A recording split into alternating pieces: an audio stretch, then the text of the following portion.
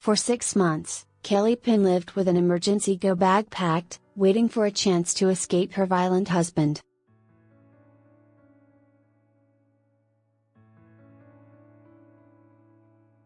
One day that opportunity came and I had minutes to get the kids in the car and get out, and that's what we did, Ms. Penn said.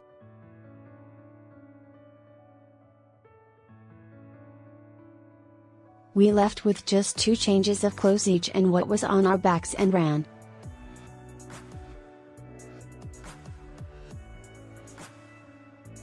Ms. Penn applied for a domestic violence order, DVO, and, once divorced, she and her ex-husband were court-ordered to use a children's contact service.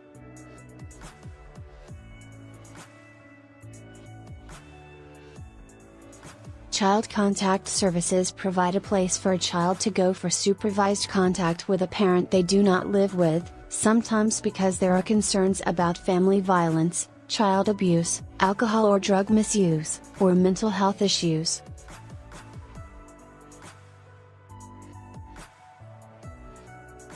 The centers also act as a point of changeover between parents who cannot manage this themselves, meaning they do not need to see each other when handing over or picking up children for visitation.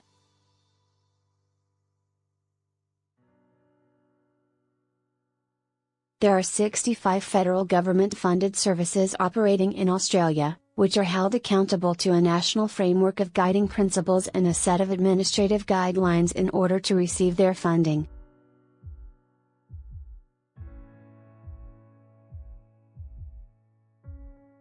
And regulated privately operated services. The principles set out standards to adhere to in areas including staff training and ratios, record keeping, safe environment provisions and confidentiality.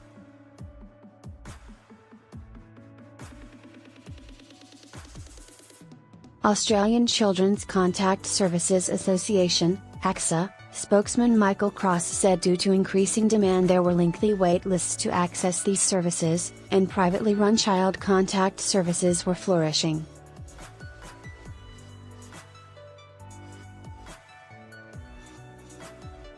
Mr. Cross estimated there were now between 85 and 100 private services across the country, outnumbering funded services.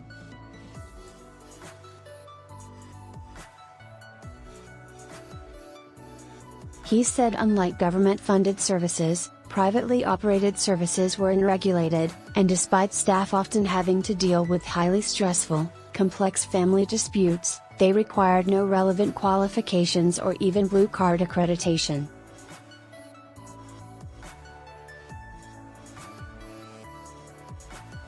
Privately operated services are basically businesses operated by either individuals or partnerships, sometimes with staff, sometimes single operators, who provide similar services of supervision and changeovers, he said.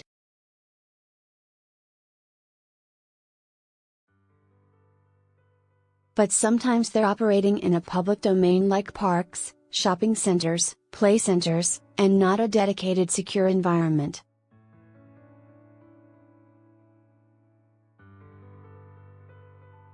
Staff didn't know how to deal with it. Ms. Penn was ordered by a court to go to a privately run center for changeovers with her ex-husband.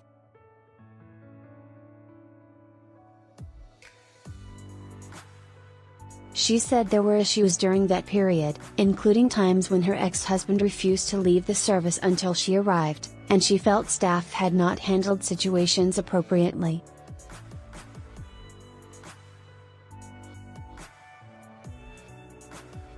For the 2 years we'd been using a contact center, I'd believed that I was being supervised and protected by trained people, and it turned out that that was not the case, she said.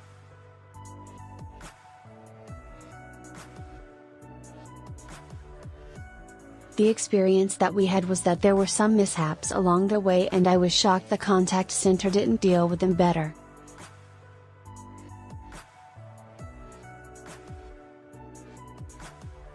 In hindsight, I realize it's because they didn't know how to deal with it.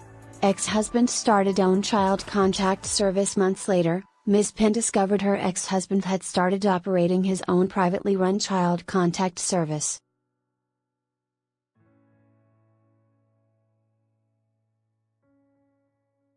I think there's a conflict of interest in that he could be supervising other cases with a very lenient eye, as he has stipulated many times that women make false accusations simply to get their children.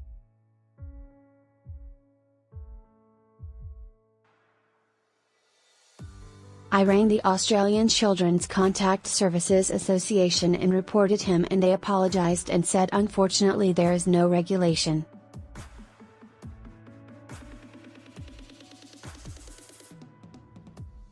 Children and family members at risk. The ACSA has been lobbying for years for better oversight and accountability in the industry.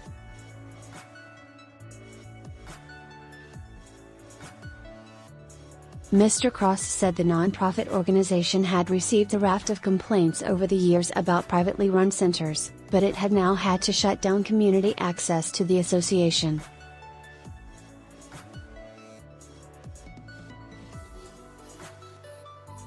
We're a voluntary organization and we couldn't really cope with the amount of work involved in responding to the complaints being made, and weren't in a position to investigate complaints, and we had no authority to sanction or try to resolve the matters, Mr. Cross said.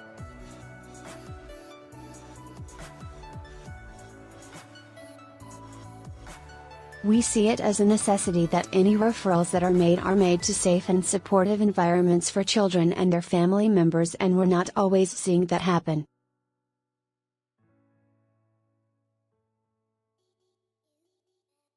Law reform needed. The family law court has access to a set of guidelines when referring families to a children's contact service.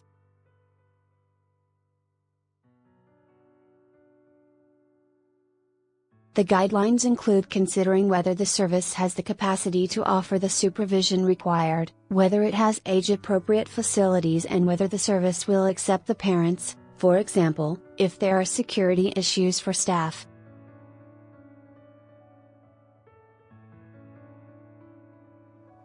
In a statement, a spokesperson for the Federal Court of Australia said, "In most cases, children's contact services are proposed to the court by the parties, their legal representatives, or the independent children's lawyer."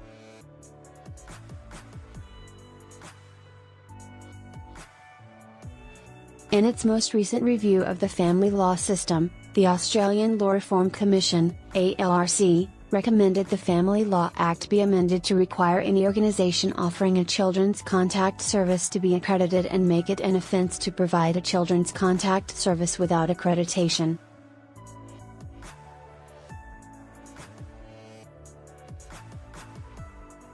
In a statement, Federal Attorney General Christian Porter said he would consider the report, and he had asked his department to provide comprehensive advice on each of the recommendations to ensure that the family law system supports modern Australian families to resolve their disputes safely and as efficiently and cheaply as possible.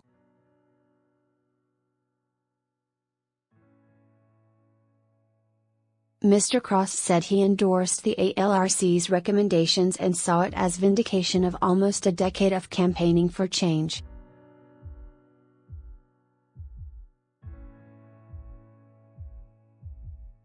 We've written to the Attorney General and Shadow Attorney General, making our expertise available, providing support for the report, and providing support to the Attorney General's department in enacting these recommendations so that it happens as soon as possible, he said.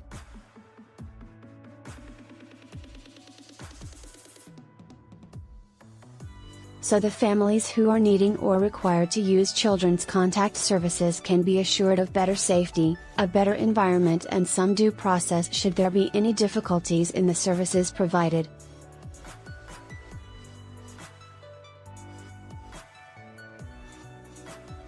Accreditation recommendation. Welcome. Denise Giles and Jennifer Hughes operate privately run service Scope Family Center, and together have a decade of experience working in child protection.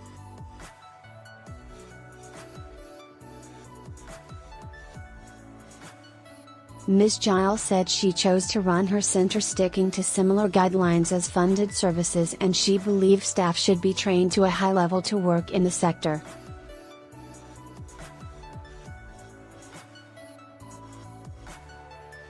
Whilst we're not funded and whilst we don't have to do things, we have policies in place, we have risk assessment in place, it underpins everything we do," Ms. Giles said.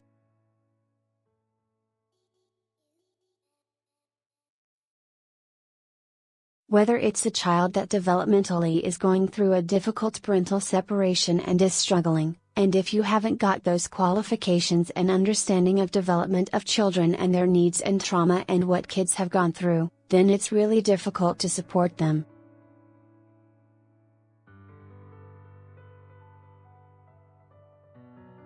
As well as that, there needs to be an understanding that some parents who come here may have mental health issues, substance use issues. There's a need for conflict resolution, being able to talk to them and de-escalate them when they're struggling.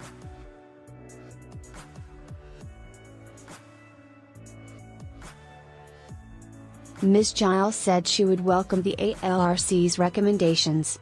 "We want to be one of the services that leads this accreditation and I'm hoping that it will happen really, really quickly," she said.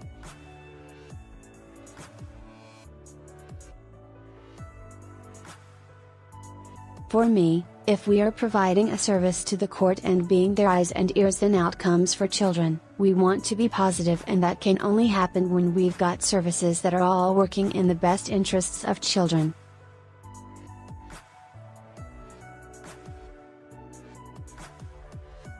Name change to protect person's privacy.